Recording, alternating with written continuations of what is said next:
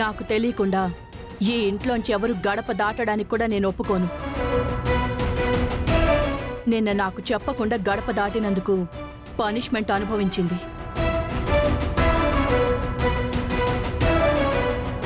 ఇక దానాలు ధర్మాలు వరకు వస్తే ఊరుకుంటానా?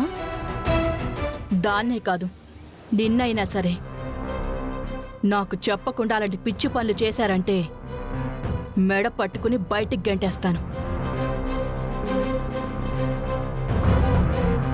సరే సరే, మీరు బయలుదేరండి. అరే చరణ్, పల్లవిని మాత్రం ఈ రోజు నుంచి కొన్ని రోజుల పాటు నీ కారులోనే తన కాలేజ్కి తీసుకెళ్ళరా. నేను తనని తీసుకువెళ్ళడం ఏంటి? తనకి బండి ఉంది కదా. అవును బామ్మగారు, నేను నా బండి మీదే వెళ్తాను. నీకేం తెలీదే, బండి మీద వెళ్తుందంట. బండి మీద నువ్వు బండి మీద వెళ్ళడానికి నేను ఒప్పుకోను. కారులోనే వెళ్ళాలి. ఏమైందానమ్మా, ఈరోజు నువ్వు చాలా వింతగా ప్రవర్తిస్తున్నావు. ఎప్పుడూ లేంది తను నీరసంగా ఉందని డ్రై ఫ్రూట్స్ పెట్టి బలమైన ఆహారం తినాలంటున్నావు. ఇప్పుడేమో హ్యాపీగా బండి మీద వెళ్తానంటే లేదు, కొన్నాళ్ళ పాటు కారులో తీసుకెళ్ళు అంటున్నావు. అసలు ఏం జరిగింది? ప్రాబ్లం ఏంటి? రే, ప్రాబ్లం ఏమీ లేదురా. నువ్వు సెపరేట్గా కారులో వెళ్ళి అది సెపరేట్గా బండి మీద వెళ్తే అందరూ ఏమనుకుంటారు? ఇవన్నీ కాదు, నువ్వు నేను చెప్పినట్టు వినాల్సిందే. కారులో తీసుకుని వెళ్లాల్సిందే. తీసుకుని వెళ్ళంటే చెప్పు, నేనే ఆటో మాట్లాడుకుని తను తీసుకెళ్లి కాలేజీలో వదిలిపెడతాను. సరే సర్లే, ఈ మాత్రం దానికి ఎందుకు కళ్ళ వెంట నీళ్లు పెట్టుకుంటావు? దాన్ని తీసుకొని వెళ్ళాలి, అంతే కదా. పద, జాగ్రత్తగా వెళ్ళరా. అలాగే బామ్మగారు, వెళ్ళొస్తాను మావయ్య గారు.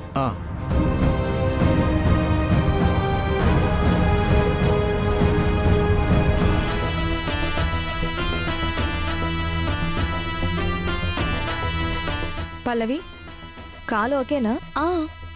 ఎందుకలా అడుగుతున్నావు? ఏమీ లేదు, కొంచెం డల్గా కనిపిస్తున్నావు, ఏదో ఇబ్బందిగా నడుస్తున్నావు. ఏమైంది మీ అందరికీ? నానమ్మ ఓలా మాట్లాడుతుంది, నువ్వు ఇంకోలా మాట్లాడుతున్నావు. తను బానే ఉంది కదా. అవునండి, కాకపోతే కొంచెం నీరసంగా ఉంది. నిన్నంతా వర్క్ చేశాను కదా. ఆ మాత్రం వర్క్కే నువ్వు అంత అలసిపోవే.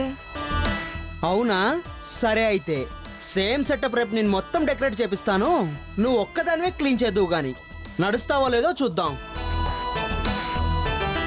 వదిన నిన్నంతా ఇంట్లో పనులు చేయడం వల్ల ఇలా ఉంది. ఒక రోజు పోతే అంతా మామూలు అయిపోతుంది. నిజంగా నువ్వు కిడ్నీ ఇచ్చావో లేదో కాలేజీలో తెలుసుకుంటానే. ఇచ్చావు అని తెలియాలి. సాధ్యమైనంత వరకు నీకు నరకం చూపించి ఆ తర్వాత ఈ విషయాన్ని ఆంటీకి చెప్పి నిన్ను బయటికి గంటిస్తాను. సరే సరే, కాలేజీకి టైం అవుతుంది, పదండి.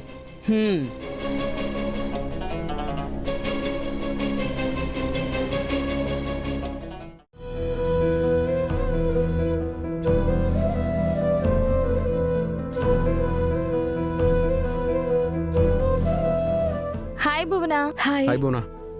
ఏంటి బోనా, మీ అమ్మగారి ఒంట్లో బాగాలేదన్నారు కదా, ఇప్పుడు ఎలా ఉంది ఆంటీకి?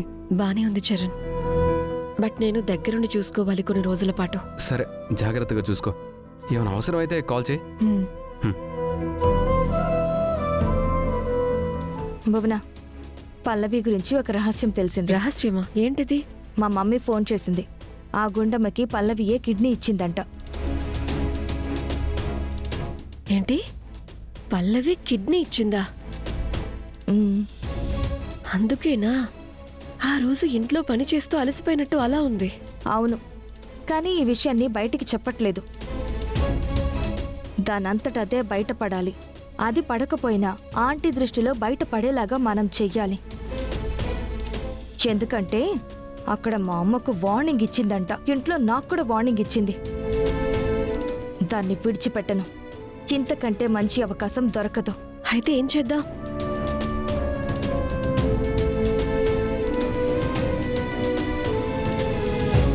అదిగో పల్లవి,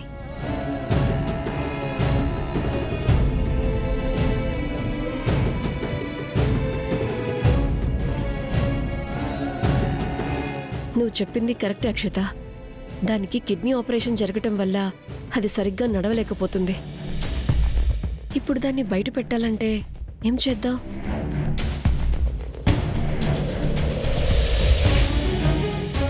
ఒక పని చేస్తే ఏంటది? దానికి ఏ కాలు అడ్డుపెట్టి కింద పడేలాగా చేశామనుకో, అప్పుడు కుట్లు కదులుతాయి. అప్పుడు అది తట్టుకోలేకపోతుంది. అప్పుడు అందరూ వస్తే విషయం బయట పడిపోతుంది కదా. Correct correct. పద.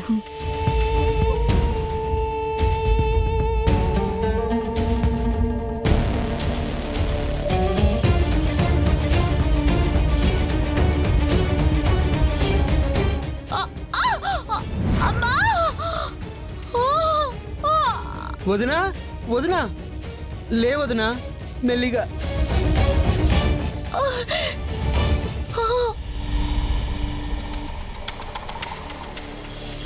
పల్లవి ఏమైంది? ఏమోనండి, ఎవరో తోసినట్టు అనిపించింది. అదేంటి పల్లవి, నిన్నెవరు గుద్దుకున్నా వాళ్ళే వెనక్కి వెళ్ళి పడతారు, నువ్వెవరిని గుద్దినా వాళ్ళే వెళ్ళి పడతారు. అలాంటిది నువ్వు పడ్డమేంటి ఆశ్చర్యంగా? ఏంటో మొన్నెవరికో బాలేదని హాస్పిటల్కి పోయొచ్చింది. అప్పటి నుంచి బాగా వీక్ అయిపోయింది కదా పల్లవి.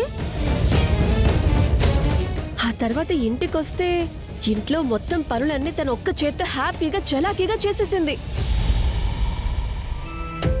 ఇంట్లో కొంచెం పని చేసేసరికి ఎంత అలసిపోయిందో ఏంటో. హాస్పిటల్కి వెళ్ళొచ్చిన దగ్గర నుంచి చాలా డల్ అయిపోయింది. ఇదేంటి, మాట్లాడితే హాస్పిటల్ అంటున్నారు. కొంపతీసి నేను అక్కడ కిడ్నీ ఇచ్చి ఆపరేషన్ చేయించుకున్న విషయం వీళ్ళకేమైనా తెలిసిపోయిందా? సరే, జాగ్రత్త. ఉమ్.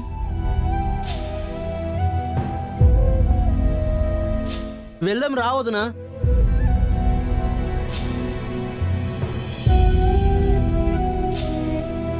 ఛ! అది కింద పడి కొంచెం బాధపడితే నలుగురు కూడి ఆంటీ వస్తారు అనుకుంటే ఈ లోపల చరణ్ వచ్చి డిస్టర్బ్ చేశాడు.